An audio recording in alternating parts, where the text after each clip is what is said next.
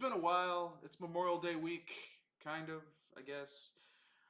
I worked Memorial Day because people that work for me wanted that day off, so I had to basically do everything. Oh, That was fun. I had to be a bartender. I had to be a bus boy, which I don't mind, like being out there picking up plates, taking them where they gotta go. Because I mean, I lose nothing doing that. Um, but anyway, side hustles, whatever. Let's talk about it. We have some very interesting topics for tonight. The anti woke warriors fail, get an F in history class. Uh, Nintendon't, and more. yeah. These I thought these would be some interesting topics. Plus, I'm pretty sure my co-host has something he'd like to say. Go ahead, sir. Introduce Hello, yourself. hello, it's Kenoshi Nito. Glad to be here. Another one of these casts. Haven't been around for a while. What you played any games recently? Oh, I've been playing Street Street Fighter Fighter 6, and Six. I've also been playing that Super Mario Render 96 um, compilation thing. Oh, So, you've been emulating. Oh, you bad. Actually, I yeah. don't. I don't care. Emulation is not illegal. Don't let Nintendo fool you into thinking that emulation is illegal. Emulation is not illegal. It's technically not emulation. It is a What they recompiled optimized it version. for Yeah, it's a modern hardware. it's an optimized version of Super Mario 64 that runs natively on PC and not through an emulator. So All right, that's cool. Uh, nah. that's cool and all. Don't let Nintendo say that too fast. They might get angry because you know how Nintendo works. If they can't sell it to you, it doesn't exist. Yeah, the cool thing about Render 96 is the project. Obviously it's an ongoing project, and what uh, what it does is it renders, or at least now that technology is well much better than it was back during 1996. It renders the world and the character models in the same vein as like the promotional renders in like the magazines and stuff. You So mean that was done with uh, dev computers versus what we actually wound up getting? yeah, yeah. So yeah, it's pretty cool. I mean, it's kind of this is kind of weird looking, but it's interesting to see what the game would have looked like if it was rendered like it was in the magazines. So Eh, you know, if you're anti, I mean, if it really bothered you that much, I'm not one of those people's like, oh man, Mario 64 looked like shit. I liked Mario 64. yeah, I mean, it looked fine for I mean, obviously the technology at the time for there's no way that the N64 was going to be able to render the game like that. I No, mean, but they did. I mean, to be fair, at the time there weren't Mhm. even computer games that looked 3D computer games that looked as good as Mario 64 Nope. for its Nope. time. Wow. So when people Yeah. are like, "Oh man, this looks like shit," I'm like, Yeah, I mean, the game. I mean, I remember when I first saw it. It was you know, a a visual feast. Because it never seen anything like it before. yeah, yeah. So, Like I think a lot of the N64 games, graphically, not the first party ones especially, still do really hold up. Especially the first and second party ones, especially the ones that use the expansion card, yeah. like Perfect Dark, still looks good. Yeah, I said that. Perfect Dark still looks good, and I mean it too. Yeah.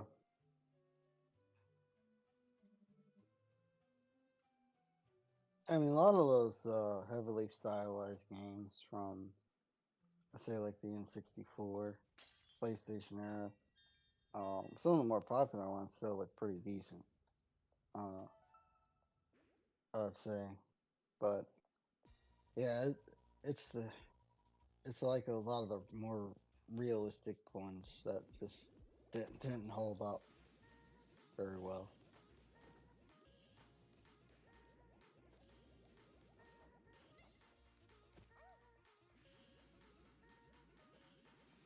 But yeah, that's pretty much all I've been playing. Fair.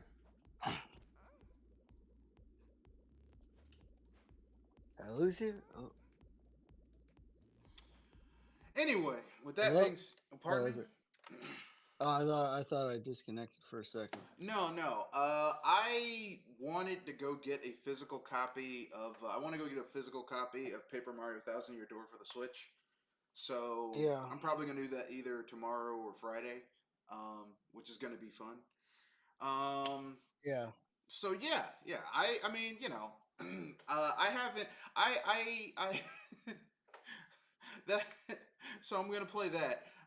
Everyone's like, "Oh man, Paper Mario." I mean, look, listen. I don't have to be worried about if this game's gonna be good because it's based on a game that was really good. So, arguably the best Paper Mario game ever made. So, um, I'm not worried about that game being a poor port. Nintendo actually put some effort into this port, unlike some of the other ports they did, like that Super Mario 3D All Stars, which was bullshit. oh man, yeah, I that was said it. sad. Yeah, you get Mario 64, no additional features. You get Super Mario Sunshine, which I'm sorry, I hate that fucking game. and I mean, actually, that's not true. 20% of the game is amazing. Those levels where you don't have FLUDD and it's just pure 3D platforming, amazing. Yeah, Everything else is trash.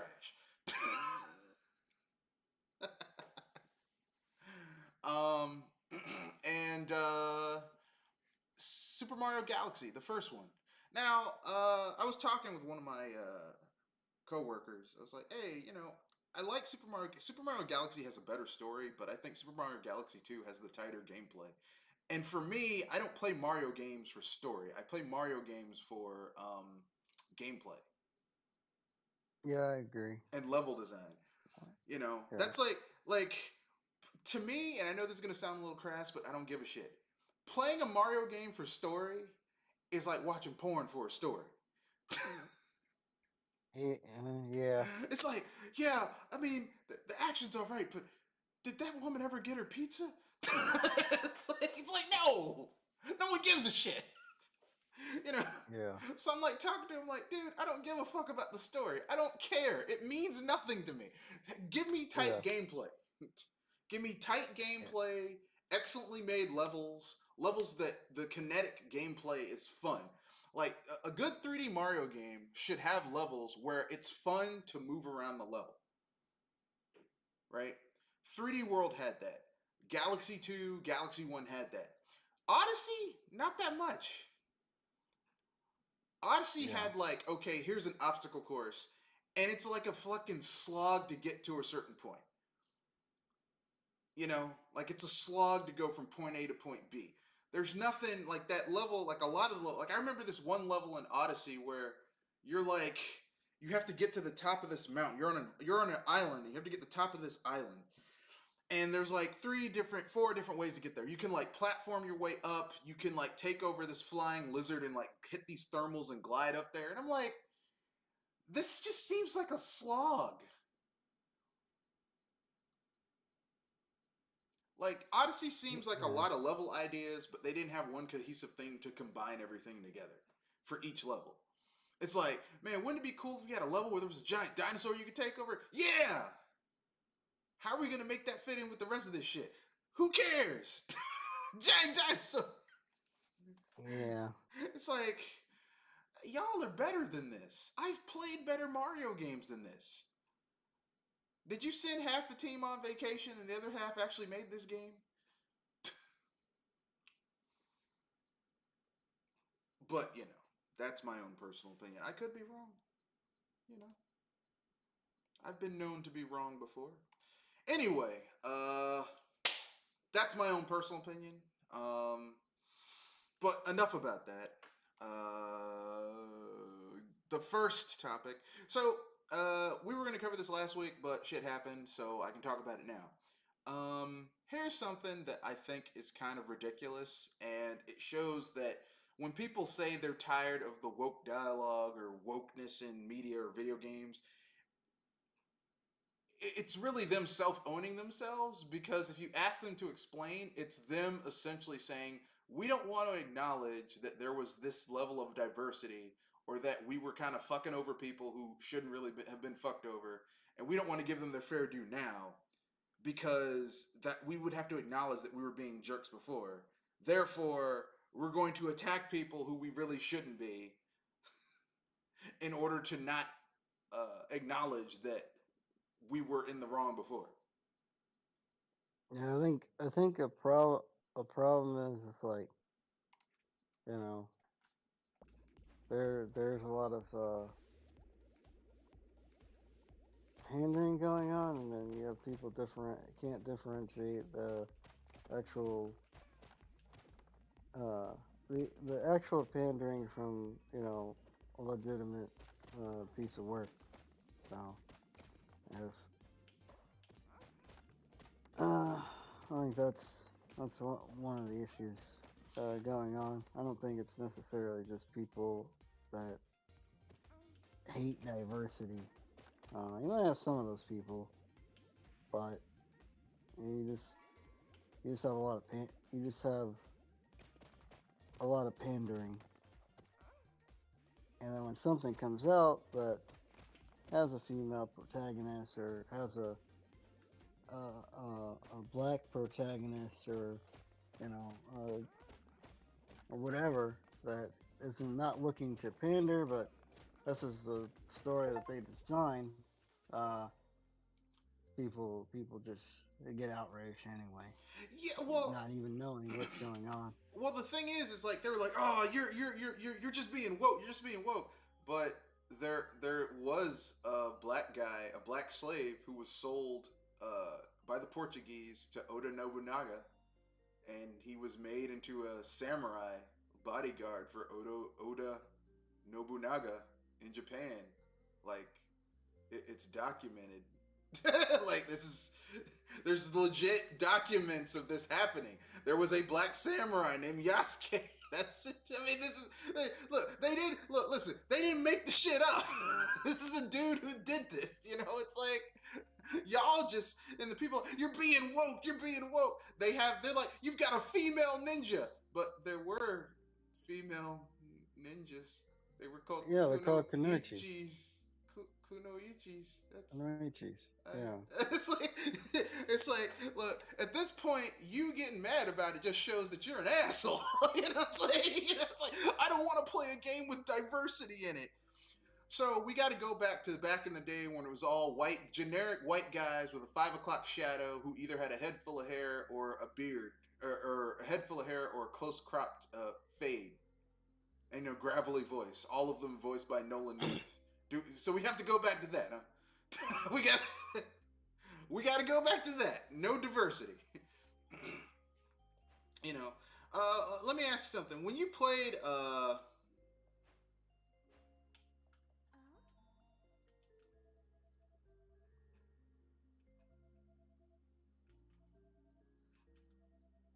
Yeah. when you played Mass Effect, did you play as a white shepherd or a black shepherd? Um, I haven't really played Mass Effect. Oh, okay. Well, every time when I first started playing Mass Effect, I played as a black character because I'm black and I want to see myself represented as my avatar. When I Yeah. played Fallout, I always create a black character. Why? Because I'm black and I want to play as a black character. Do you know how disconcerting it is to play a video game as a person of color and you have no choice but to play as someone that you distinctly have no uh, connection to or representation of?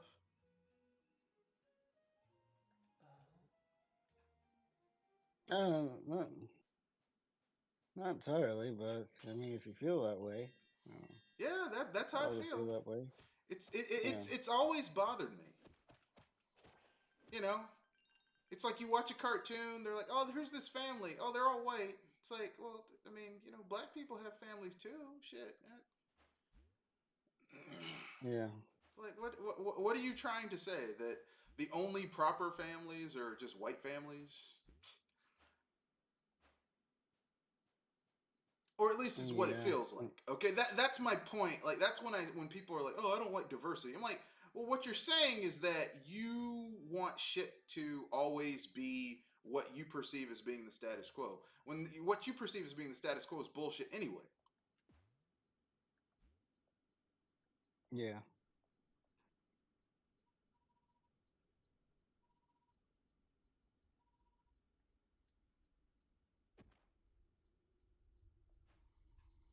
But what do I know? But anyway, yes. So some people are getting mad. I think we can categorize. I think I would be. I don't think I would be remiss in categorizing these people as being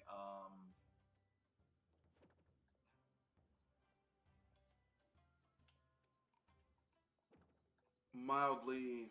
What's the word I'm looking for? Assholeish. Race. Mm. Oh. Assholeish. I mean, I don't want to say racist. Well, no. I'm going to say being racist because that's what it is. It's because they're basically saying like, okay, because it hurts. Here's what it comes across as. Okay, I don't want to acknowledge that other people could have been heroes in, or we can have a game where other people are heroic characters. Therefore,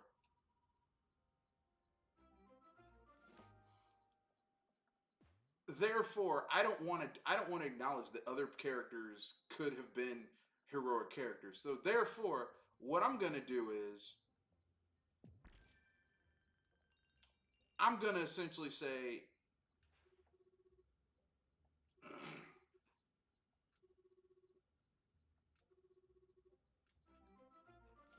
I'm therefore gonna get mad when people bring historic characters and historically possible characters into the light. That's basically what they're doing. It's some Yeah. bullshit, you know, and that's what they're doing. I'm like, why would you do? Like that's kind of a dick thing to do.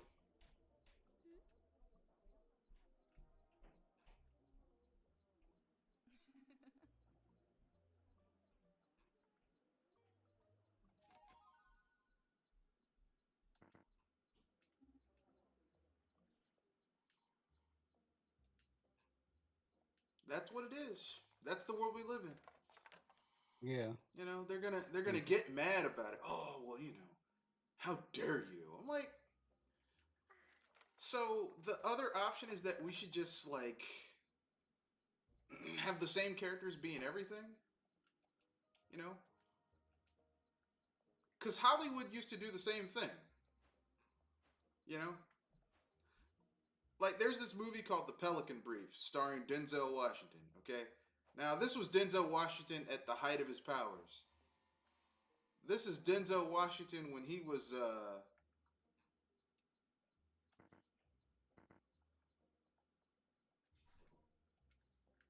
this is Denzel Washington at the height, like, let me put it this way. If women saw this dude, they'd be like, yeah, I'm gonna hit it.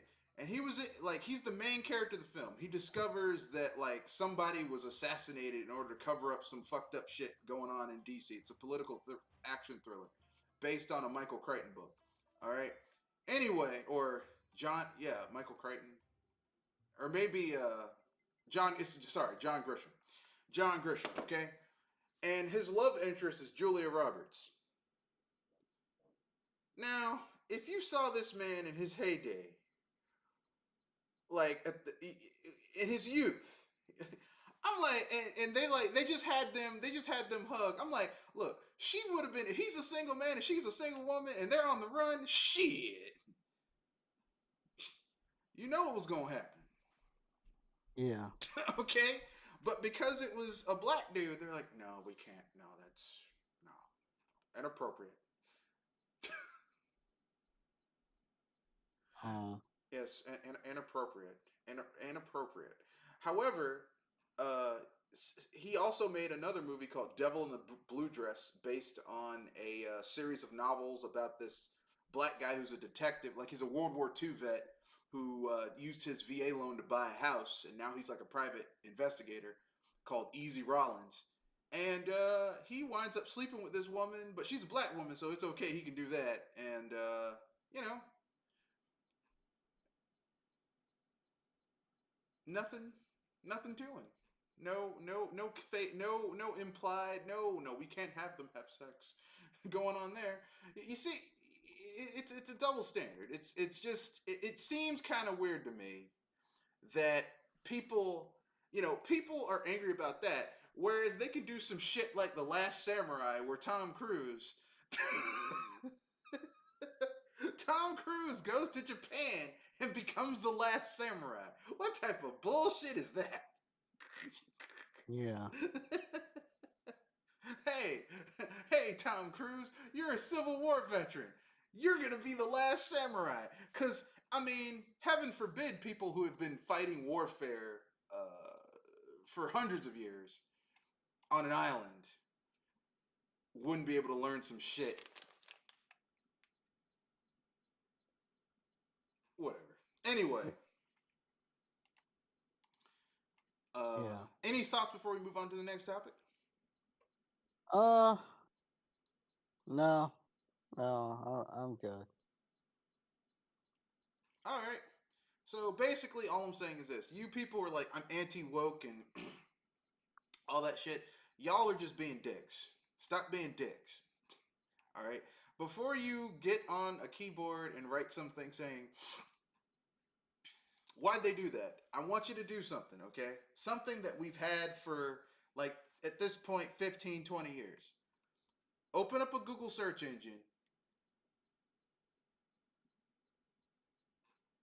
and Google the history, the historical provenance of what you're getting angry about, and see if maybe before you type something, maybe it's just you being an asshole.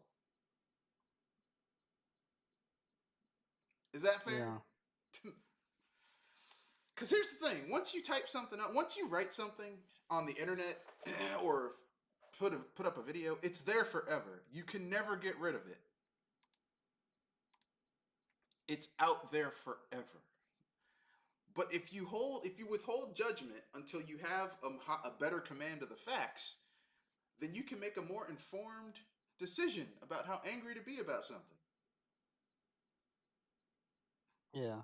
There you go. There you go. Anyway, moving on to the next topic. So,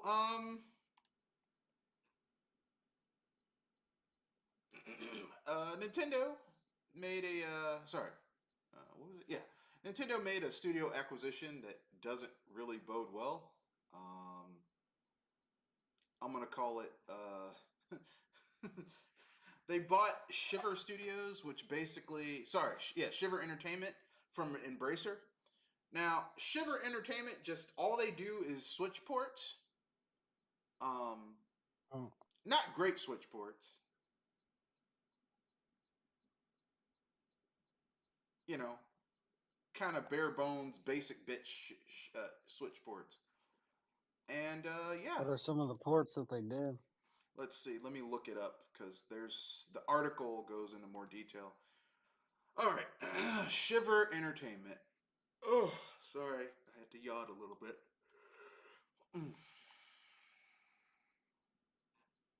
All right, let's see. What has Shiver Entertainment? Shiver was formed in 2012 and is known for porting AAA releases like Hogwarts Legacy and Mortal Kombat 1 and Nintendo Switch. I heard the port for that for the Switch was shit, though. Oh yeah, it was pretty bad. Yeah. Real bad. Nintendo said it aims to secure high-level resources for porting and developing software titles through the acquisition. The deal will see Shiver become a wholly owned subsidiary of Nintendo, which has agreed to buy 100% of the studio's outstanding shares. Going forward, even after it becomes a part of the Nintendo group, Shiver's focus will remain the same, continuing commissions that port and develop software for multiple platforms, including Nintendo Switch, adds a press release. The acquisition will only have a minor effect on Nintendo's results for this fiscal year, which means they got it on a fire sale because Embracer was like, we got to offload this shit. Okay, here's what I'm going to say. You know what this means?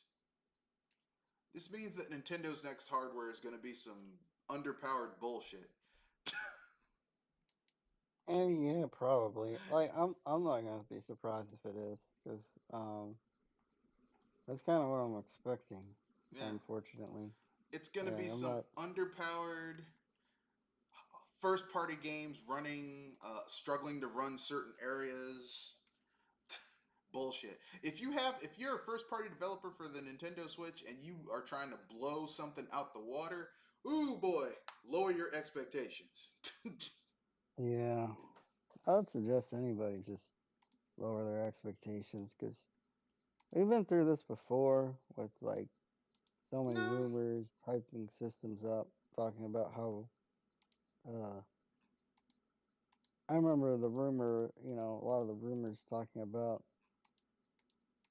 the NX before we knew it was the Switch, and nah, because like, people were wish casting that shit. Because I remember when people were wish it's gonna be more powerful than the Wii U.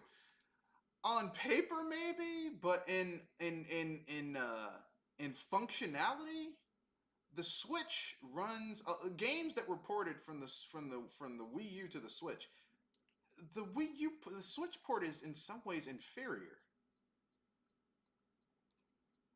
yeah,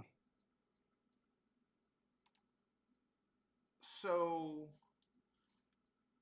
they actually went backwards and not forwards.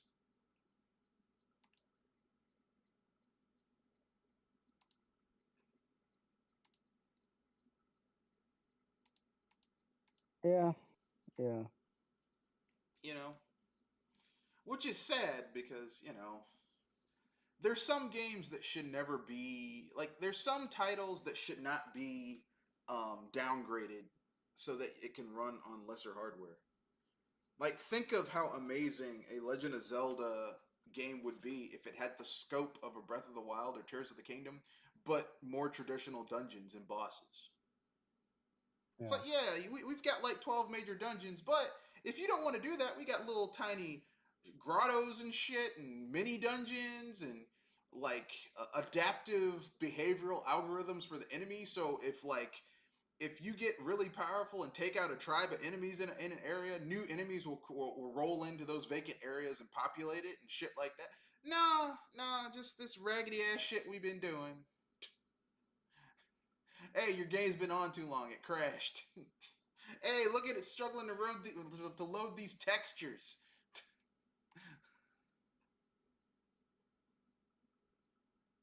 yeah. That's what we're getting, folks. This is the world we're in. And I don't like it. No, sir. Not one bit. Not to mention, with cost being the way it is, uh, I don't see them breaking banks to, you know, push out an uber powerful handheld console. I'll be honest with you. I would pay $500 for a more powerful Nintendo console. 490 or sorry, 499.99. Yeah, and we're probably one of the few people that would want to do that. I would do it. I totally. If they said, "Hey," well, I mean, because I'm an adult who has money, so I would gladly pay more in order to have.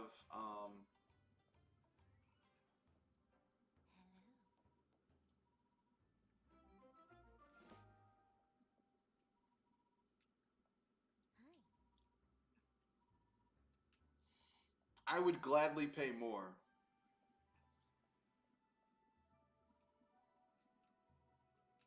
for a more powerful console. Yeah, I know some people are going to get mad. They're going to be like, "Oh no, I don't want to pay more." I would, if Nintendo would pay me if Nintendo would sell me a console that was more powerful, I would totally do that shit.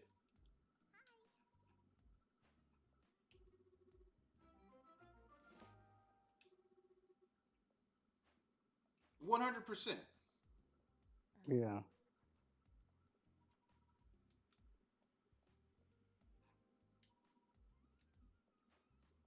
I know some people are gonna get mad, but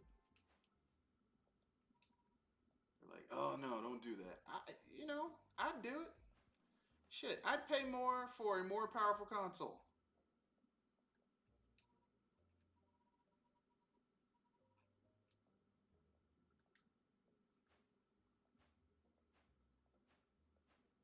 Shit, it doesn't even have to be really, really powerful. I just want a console that uh,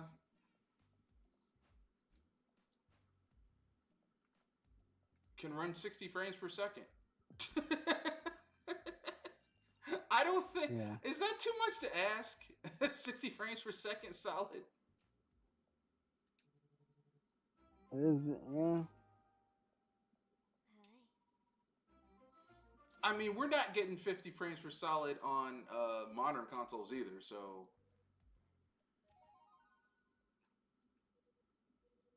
Now with all their graphics and their 4K and they can't get 60 frames per second. So this isn't just a Nintendo problem. This is all of modern gaming.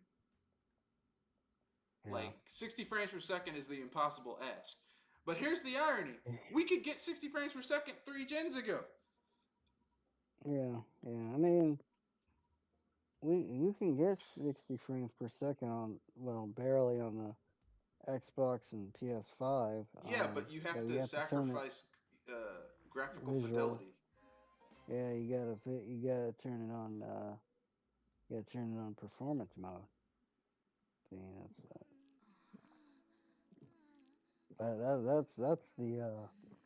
that's the kicker.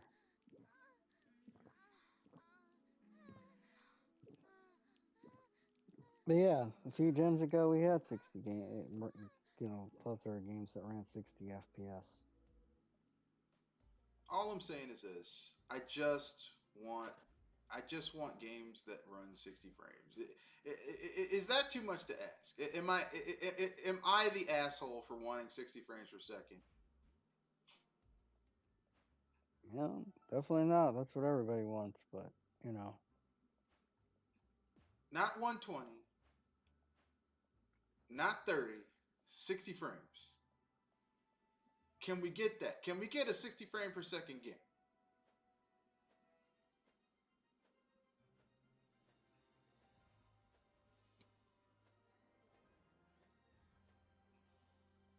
Anyway, that's it. I got nothing else. I got nothing. That's my opinion, and I'm sticking to it. yeah.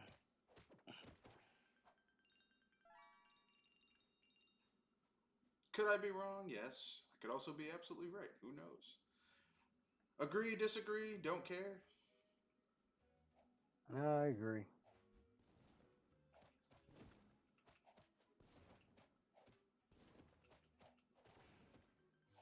Anyway, that's the end of that topic. So they bought a studio. All they do is port games to the Switch. Although, to be fair, most of those ports were trash. So I can't say that Nintendo, like, don't think Nintendo buying this studio means bodes well for good ports to Nintendo hardware. I'm just gonna tell you that right now. Yeah.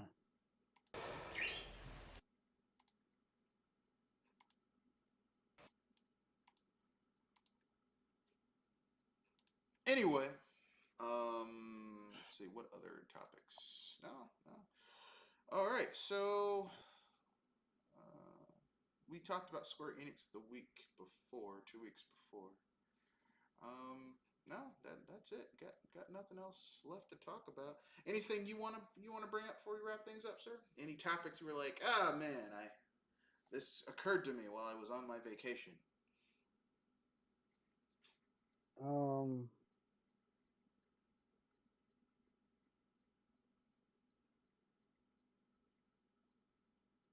No, if I did have something, I should have wrote it down. I don't have anything at the moment. I haven't been keeping up with gaming news like I usually do. Mm, mm. That's fair. That's fair. Uh, Let's see. Do I have anything?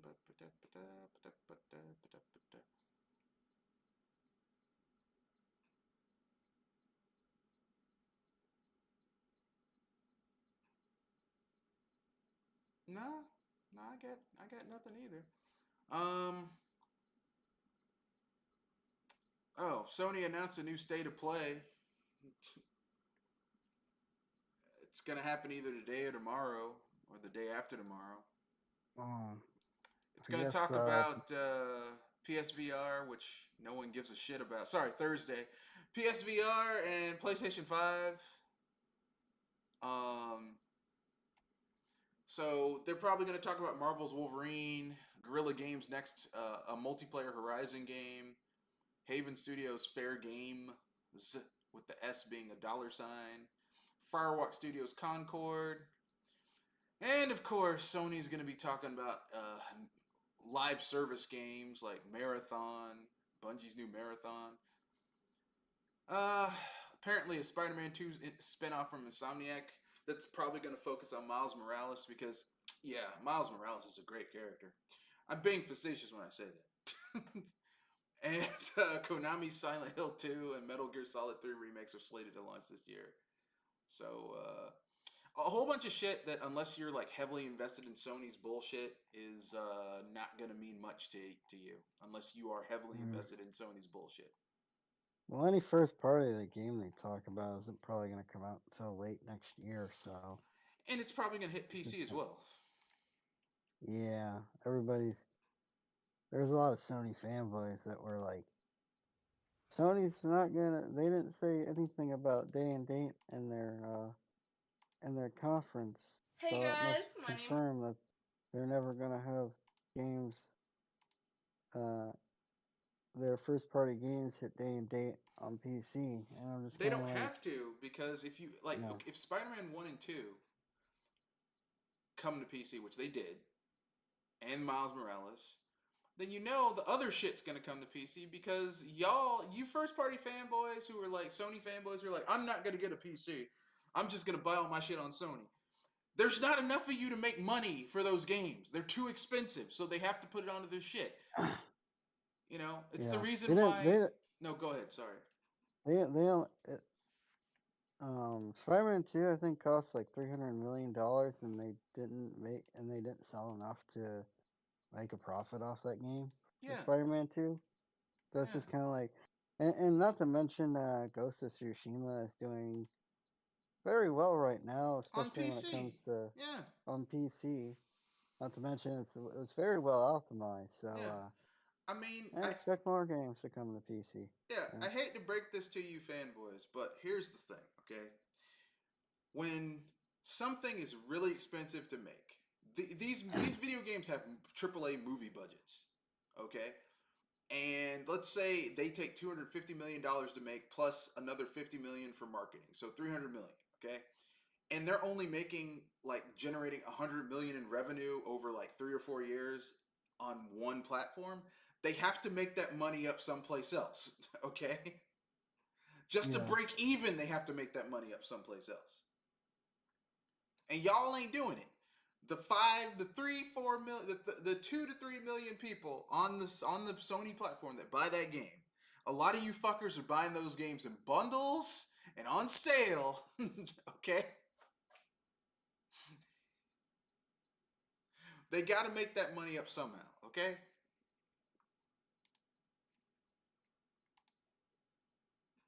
yep,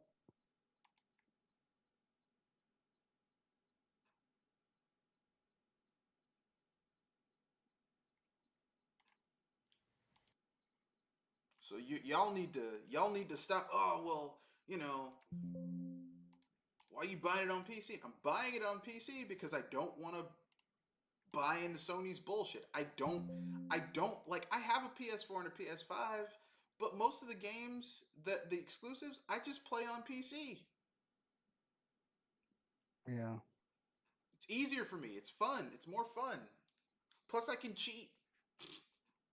Oh yeah, that too. Yep.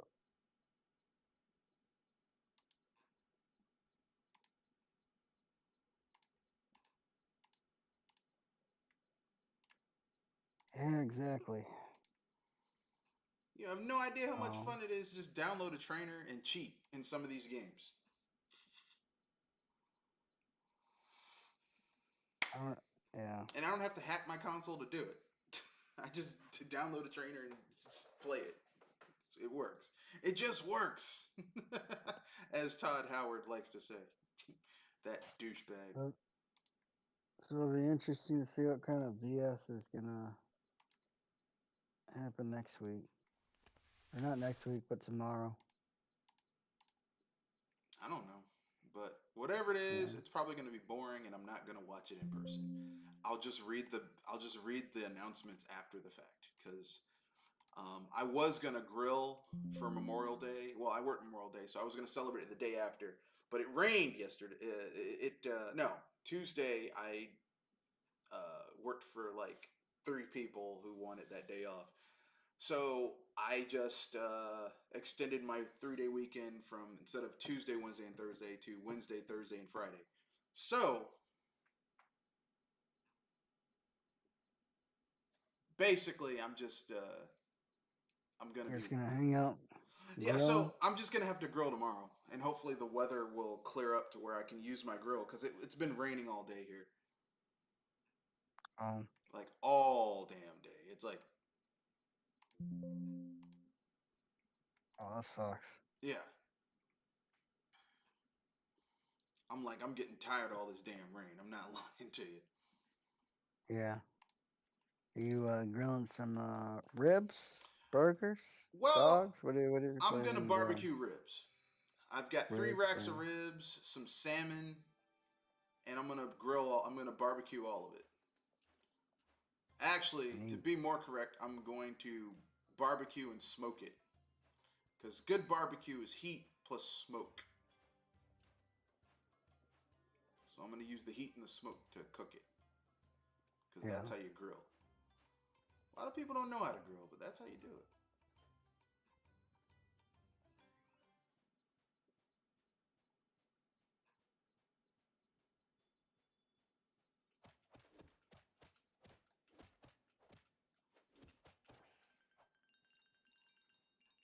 Yeah, that's the secret of grilling is that you gotta, it's low and slow, low and slow. Basically, you want to get, if you're doing ribs or like pork or like a pork shoulder for pulled pork, something like that, it's low and slow. Low and,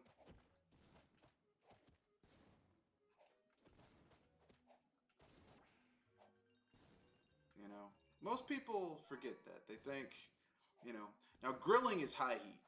Like if I'm cooking hot dogs or smoked sausages or hamburgers, that's high heat. So you're looking like 400, 500, 600 degrees in some cases. You're searing it like quick sear. Um, Whereas if you're doing like traditional style barbecue, it's not it's you're not going to be doing it that quickly because that's unrealistic. Like by the time the outside gets seared, the inside's going to be raw, and that's not good. Yeah.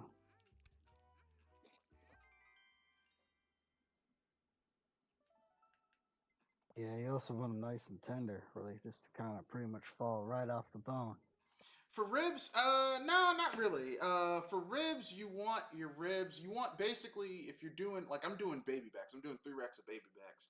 So for baby Yeah. backs, you want those to base. You want the meat to kind of pull back to where you can see more of the bone, and essentially you want the bone. You don't want the meat to be. You don't want it to be falling off. You want it to have to be somewhat clean the bone just a little bit, but when you bite into it, you can pull it off. It's a Yeah. difficult balance. Although ribs are more forgiving. Ribs are one of the most forgiving meats you can cue because you know even if you mess up a little bit, you just cover it in some sauce and you're good. Yeah. Oh man, I fucked up. Ah well, I covered it with sauce. It was good. Yeah. No one will ever know because I covered it in sauce, and sauce covers all sins. sauce sauce covers all sins. No matter what, the Yeah. sauce will cover it up. But I actually I'm good at grilling, so I mean at barbecuing. So for me, what I'll probably do is I'm gonna put the barbecue rub on the ribs tonight. Wrap them in aluminum foil, in wax paper and aluminum foil, and put them in the bottom of my refrigerator. Put the cure seasoning on my salmon tonight too, and then I'll put the salmon on the top rack. Let that smoke. Put the ribs in there. Let that smoke, and it'll probably take about between 1.5 to 3 hours to cook everything. Oh, okay. Because barbecuing takes time. It's not just you just throw some shit together. People think barbecue like they're different things. A barbecue is different from grilling. Yeah. Okay, grilling is where it's like, hey man, you want some burgers? You want a steak? You want some chicken? That you're grilling. Yeah. Barbecue is time intensive. And the bigger the meat, the longer the queue. So like if you're doing pulled pork, that's like a 6, 7 hour, 8 hour, depending on how you're cooking it overnight, 12 to 24 hour affair. Um, I've had people do smoked hams, like barbecued ham, where they'll take like a ham, like a pork shank, and they'll the night before, like 24 hours before. That's a 48 hour thing. 24 hours before, they'll brine it. Then they'll take it out for the next day and let it like dry a little bit, and then they'll put it. They'll put a rub on it towards the end. Then they'll let it go for another 12 hours. Then they'll put it in the smoker at like 200 degrees for like 12, 13, 14 hours. Now, I don't have that type of patience, nor do I have the type of rig to do that. But I've eaten it that where it was like that, and I'm gonna tell you something, man. It's delicious. Yeah.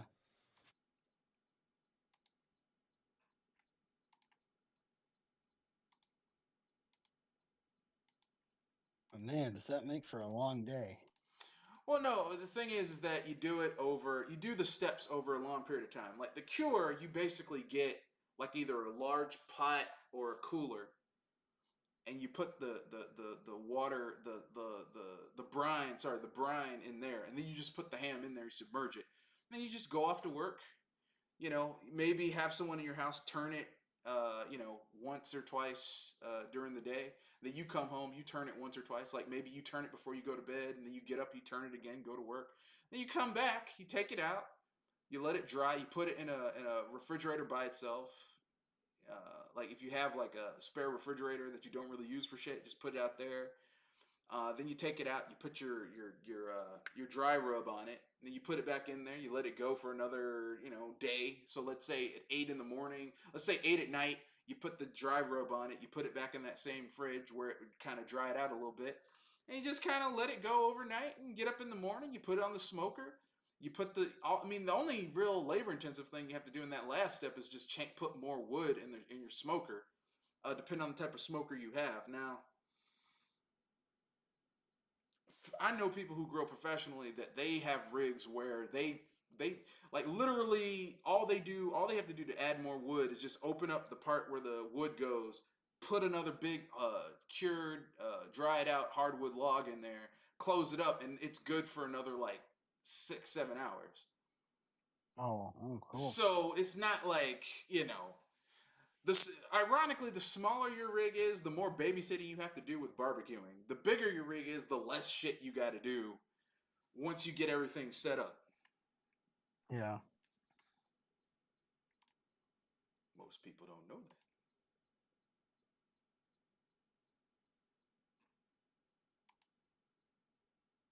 but that is true.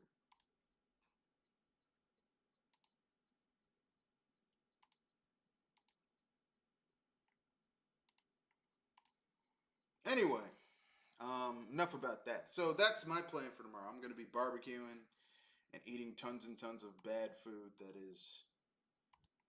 Well, I won't be eating it. I'll just be cooking it.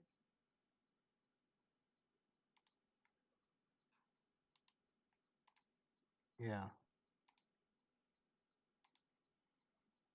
So Anyway, anything you want to pimp out before we wrap things up?